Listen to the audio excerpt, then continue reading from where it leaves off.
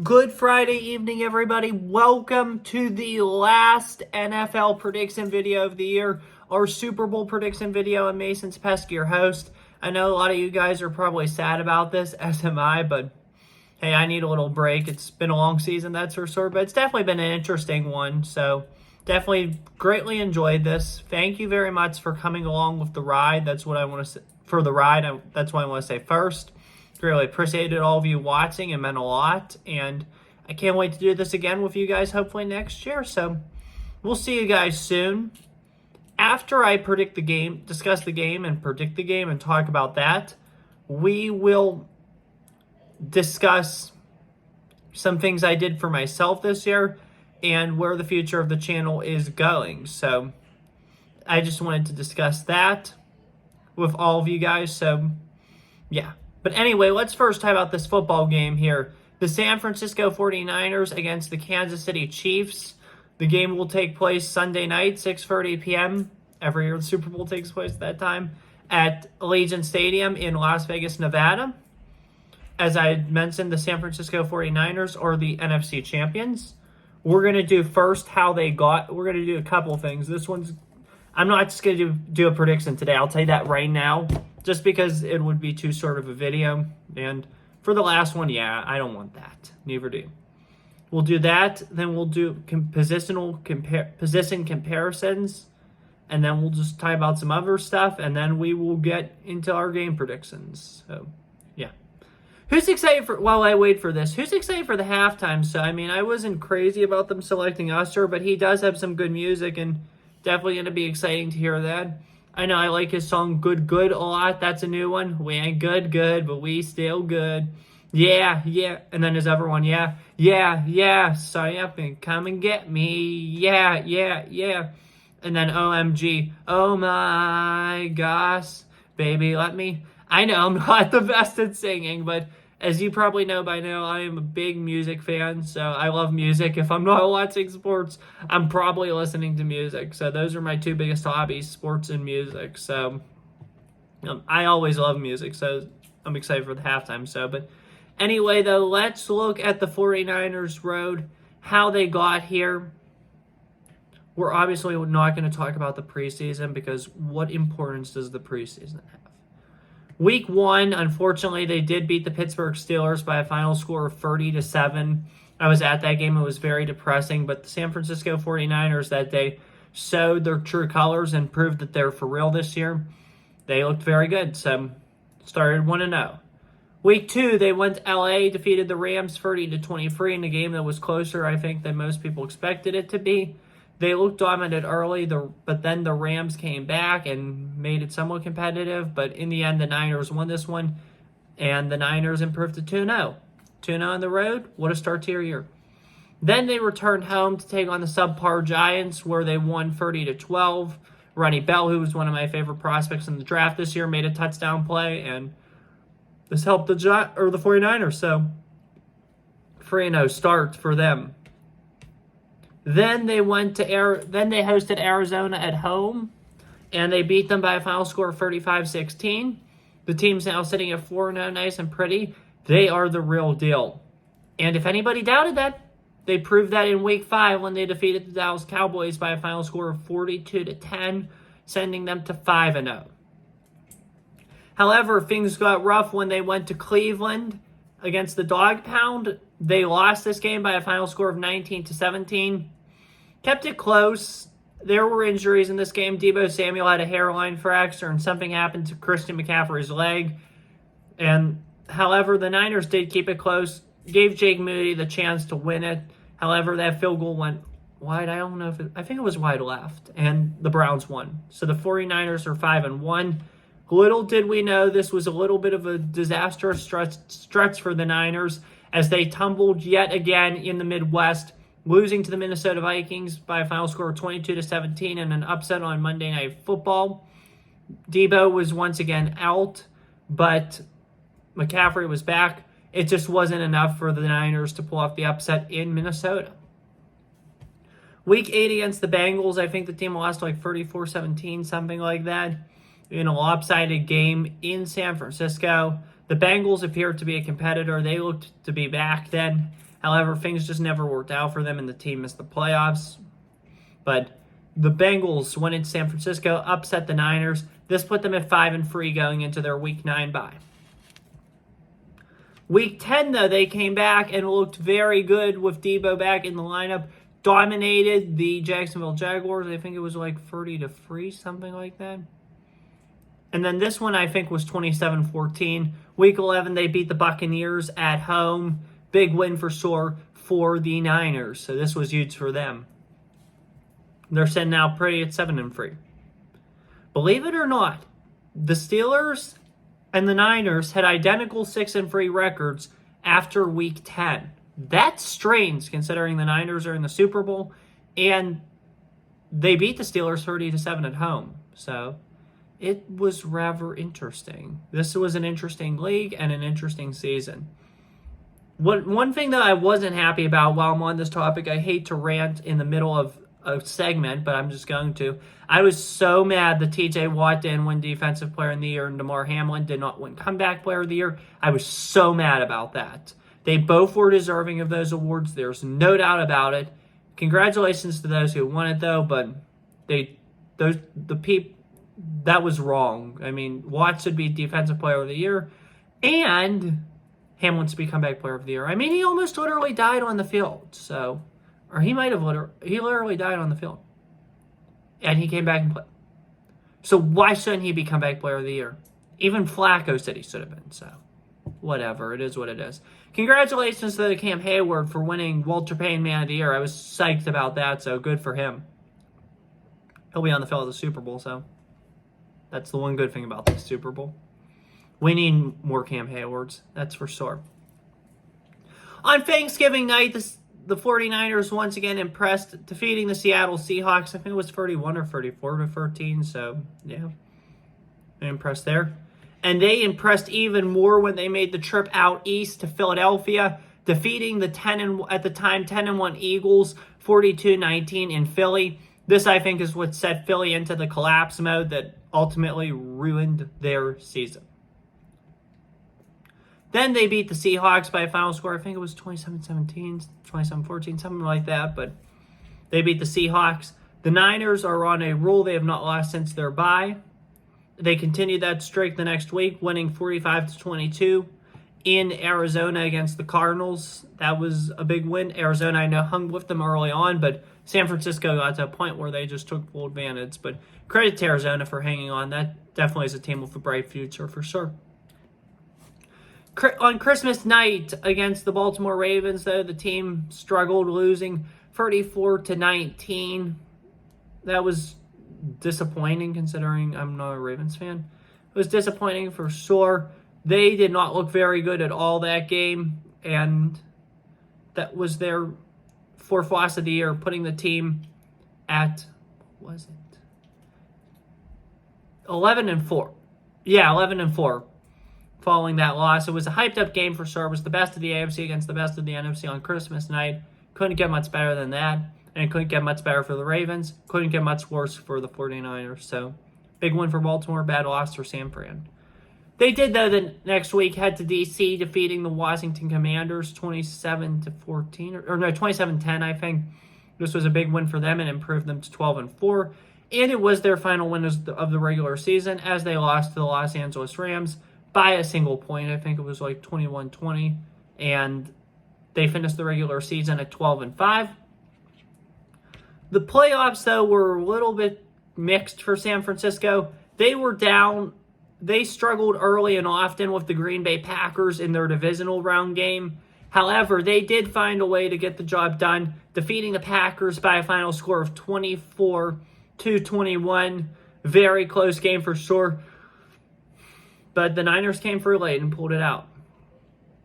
Against the Detroit Lions in the NFC Championship game, the 49ers were down 24-7. However, they managed to come back, tie the game at 24, and then take a 27-24 lead. Detroit missed a fourth down conversion. San Francisco scored, making a 34-24, or 24, yeah. Detroit then scored a last-minute touchdown and made it 34-31, and that's how the game ended. San Francisco won. Sorry, I'm typing in Kansas City. 34-31, and here they are in the Super Bowl. Now on to the Chiefs. The Kansas City Chiefs, your AFC champion. Again, we're going to go for this schedule, and then we are going to do position by position comparisons, and then I am going to get into my prediction for the game. And that's how we'll wrap it up. So, we are going to start with week 1. The defending champion Chiefs raised their banner, and they actually were defeated in their banner raising for the second consecutive year. The team who was raising their banner lost. The Chiefs this time lost to the Detroit Lions, 21-20 at Arrowhead. This game was significant, though, because they were without Travis Kelce and Chris Jones, and that's partly why people said they lost the game, but who cares? A win's a win, and the Detroit Lions got the victory. Week 2, the Chiefs found a way to get their first win of the year, defeating the Jacksonville Jaguars 17-9 in Jacksonville. So this was a big win for sure for the Jacksonville Jaguars. Not Jacksonville Jaguars, Kansas City Chiefs. I'm the worst when I'm writing. Just know that. I'm sorry. But back to the video now. Kansas City wins 1-1. They beat Jacksonville. Week 3, this was significant because Taylor Swift made her first appearance at a Chiefs game to support her boyfriend, Travis Kelce. And Kelce had a big day for sure. The Chiefs won the game 41-10, demolishing the Bears at Arrowhead. Week 4, October 1st, the Chiefs survived the Jets 23-20. The team is now 3-1. Things are looking pretty for them. And yeah, things are looking good. Week 5, at the Minnesota Vikings. Chiefs find a way to get the job done again. They are now 4-1. They've defeated they defeat the Vikings. Improved 4-1. Look like the real deal. Week 6, the Chiefs, they don't look as impressive, but they still find a way to get the job done, defeating the Denver Broncos by a final score of 19-8, sitting pretty at 5-1. Week 7, the good times continue. They could never be so good. As Neil Diamond says, Sweet Caroline, good times never feel so good, so good, so good. Good times could never be better for the Chiefs. They are now 6-1, defeating the Chargers 31-17. Week 8, though, things took a little headed south as the Broncos defeated the Chiefs in Mile High. 24-9 was the final score of this one. It was just a bad day for the Chiefs as they managed to defeat the Miami Dolphins over in Germany by a final score of 21-14. The win put them at 7-2 going into their Week 10 bye. Coming out of their Week 10 bye, though, things kind of went a little bit south for them as they lost the Super Bowl rematch to the defending NFC champion at the time, Philadelphia Eagles, by a final score of 21-17. There were a lot of issues for the Chiefs with drop balls in this one, and yeah, things could have been a lot better for them, but the Eagles found a way to win this one. Week 12, though, the team bounced back, defeating the Las Vegas Raiders 31-17 at Allegiant Stadium. Week 13, this one shocked a lot of people, but it didn't shock me as I was one of the few who actually picked the Packers to win this game. You can go back to my Week 13 video, but I did pick the Packers to beat the Chiefs, and that they did. The Packers won their game against the Chiefs 27-19. Remember, that was the failed Hail Mary play, so good job, Green Bay. Week 14, the Chiefs returned home to host the Buffalo Bills in what was expected to be an exciting game, and it was another exciting game. Remember, this was the Kelce touchdown play, the little lateral that got called back, and that caused the game to actually shift in favor of the Bills. They won that game. The Buffalo Bills defeated the Chiefs in that game 20-17. The Chiefs, though, managed to bounce back after 2 straight December losses. They went to Foxborough and beat a team that they used to be rivals with, but not so much anymore, especially since of their decline, the Patriots. They defeated the Patriots, though, 27-17 at Gillette. Not a surprise at all. However, their big shocker of the year came on Christmas Day when they did not have a very good performance at all, losing to the Las Vegas Raiders by a final score of 20-14 at Arrowhead. this is when things that seemed like were going south for the Chiefs. However, they did not go south at all the following week, winning an AFC Championship rematch from the 2022-2023 season, defeating the Cincinnati Bengals 25-17, eliminating the Bengals from the playoffs, and clinching another division title. The last game, since it was meaningless, a lot of the starters sat for the Chiefs, and however, the team still beat the LA Chargers in Los Angeles, final score 13-12. When you go back, though, now it's on to the playoffs for the Chiefs, and this is when they played their best ball, and they showed they're ready to play their best ball in the playoffs. They defeated the Miami Dolphins 26-7 at Arrowhead. This was a big win for them and advanced them to the divisional playoff round. And that game was 3 degrees, by the way. It's like 63 degrees here, so nice weather here. It's good. But this game advanced them to the divisional playoff round where they defeated the Buffalo Bills in Buffalo. 27-24. Executed very well and performed very well, so great win by the Chiefs. In the conference championship game, Steve Spagnuolo did an amazing job with the defense, and they defeated the Baltimore Ravens. Final score, 17-10. Chiefs took advantage of the Ravens' mistakes. That's what good teams do in the playoffs, and the Chiefs proved that they are just that. So, without further ado, we have two great teams in the Super Bowl, the Chiefs and the San Francisco 49ers. Chiefs looking to go back-to-back. Niners looking to tie the Steelers and the Patriots for the most Super Bowls. And now here we go. We're going to look at the position comparisons. We're going to compare the positions, see who has the better team on paper. Quarterback, yeah, this one's pretty easy. You have to give this one to the Chiefs. Mahomes is better than any other quarterback in the league. Nobody doubts that. So, Chiefs, quarterback.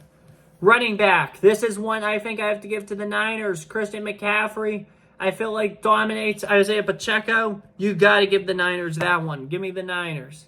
Wide receiver, you have to give this one yet again to the Niners. Yes, I do respect Rashee Rice. However, he's like the only talented receiver on this team who's done a whole lot this year. And Deebo Samuel, Brandon Ayuk, Jawan Jennings, they're just going to be way too much. So give me the Niners there.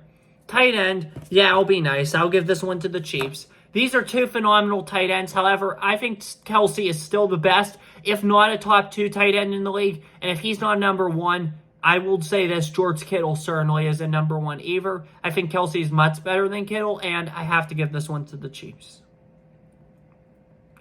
Offensive line, I mean, the O-line, this Niners O-line looks solid.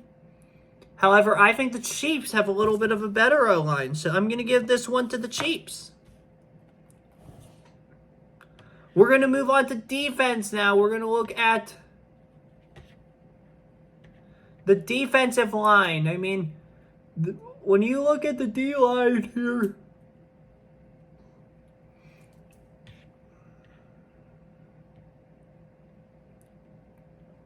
yeah, I mean, Chris Jones, Karlaftis, they're very good. However, I got to give this one to the Niners. There's just too much talent on that Niners defensive line. Chase Young, Arik Armstead, Hargrave, Bosa, and then your backups are Randy Gregory, Javon Kinlaw. You got to give this to the Niners. I'm excited to see that battle. The Chiefs O-line against the Niners D-line. I feel like whoever wins that battle will be the team that probably, in all likelihood, wins the game. So that'll be exciting. Linebackers.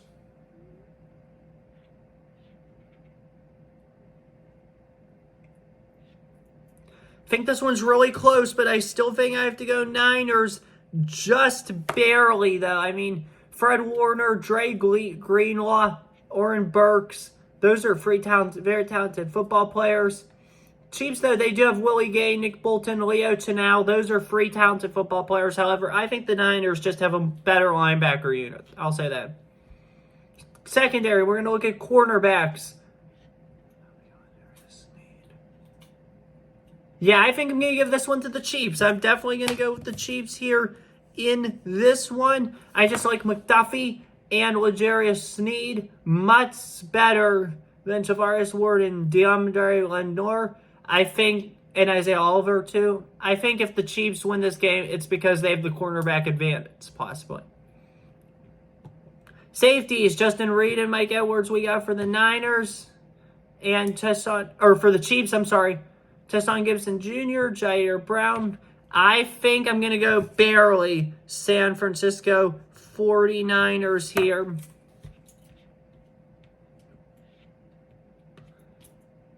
However, in special teams, I'm going to pick the Chiefs in special teams just because I think their kicker's better and, yeah, I like Chiefs special teams better. So we have a 5-5 tie right now when it comes to analyzing all the positions, meaning this one's going to come down to coaching, which I think the Chiefs have an advantage of. I think Andy Reid's going to be a much better game manager and a much better coach than Kyle Shanahan, even though Shanahan's really good. I think the Chiefs have the advantage of coaching, so give me the Chiefs there. The Kansas City Chiefs, that gives the Kansas City Chiefs 6, and the San Francisco 49ers 5. So the Chiefs have the positional advantage, that is for sure. Now on to the moment you've all been waiting for, my prediction for the game. Drum roll, please. This is going to be a really close game. It's going to come down to the wire, and it's going to be an interesting one. However, in the end, I like San Francisco a lot. I just think they've done too much this year. They've just been too good this year. Yes, Kansas City's high in the playoffs. Yes, it's really hard to pick against Kansas City. However, I think San Francisco's got it this year. This has been their year. This is their best team, and this is probably going to be their best chance. Give me the Niners in this one, 34-31. My win probability, 55% for the Niners, 45% for the Chiefs. Right now, when I put this in, ESPN is giving the 49ers a 59.4% win probability, the Chiefs 40.6% probability. I've went up against ESPN's probabilities all year and an attempt to see which one's more accurate. After adding up all this, the way I worked it was, whichever one is closer to the outcome is the one who gets the point. So, for instance, I'm looking at Week 7, this game here, the Buffalo Bills and the New England Patriots. I gave the Bills a 94% win probability, the Patriots a 5% win probability. ESPN gave the Bills an 82% win probability, 82.3% win probability. The Patriots a 17.6% win probability. The Patriots came out on top. The Patriots had a higher win probability. ESPN gave the Patriots a higher win probability than me. Therefore, ESPN gets the point. After all the stats were added, I had more points than ESPN, so I actually beat ESPN in their probability. As funny and weird as that sounds, I found a way to do it. So some of those, though, I did kind of inflate just to make sure I was over ESPN's amount. And some of them backfired, yes. Go back to Week 17. I had one that backfired for sure. Arizona and Philly, I gave Philly a 96% chance of victory. Arizona, I only gave a 3% chance of victory. They gave Philly an 80.9% chance of victory. Arizona, a 19% chance of victory. Arizona won the game, so that one backfired on me. But some of them I did win, so that's why I do inflate a lot of these win probabilities, because I go up against ESPN. However, I do mine before I even look at theirs. Like, I don't base theirs off of anything. I do mine, and then I go back and review theirs. The probabilities chart, though, that was solely my own. Like, the projected record, the playoff chances, division record, conference, Super Bowl. I didn't, get any help on that. I mean, I just didn't use anything. That was just my opinion. So, yeah, I was super psyched about that. So, that's that. So, as football season ends, I know you guys are probably sad because it means a lack of content for me. However, not really. There's not really going to be a lack of content for me. You'll still get the Penguins shows, the Boys of Winter series. You'll still get Mondays with Mason, Pitt basketball stuff. Sorry for no Mondays with Mason this week, too. I'm sorry about that. Just a busy week. Pitt basketball, and coming up in a couple weeks, we'll start baseball, and that'll be our next big thing for sure. Maybe some golf, too. Who knows? definitely interesting times. Definitely going to take a little bit of a break here. So that's that. And either the week of February 18th or February 25th, more likely the week of the 18th, but possibly the 25th, my offseason plan for all 32 teams, or a little mini offseason discussion for all 32 teams, will come out. Might do some scouting stuff on here yet, not yet positive, so it's all in flux. Just a couple of things. Like I said, I'm going to take a little break, most likely. Like, not as much content as during the season, but yeah, everybody needs time off, so that's what I'm going to do. But I hope you enjoyed this past season of my football coverage. Thank you guys for following along this year. It meant a lot to me. Can't wait to see you guys back here next year. In the meantime, enjoy the Super Bowl. Have a good one. Enjoy the offseason. Take care. Stay safe. And for the final time this NFL season, for predictions, peace. See you soon.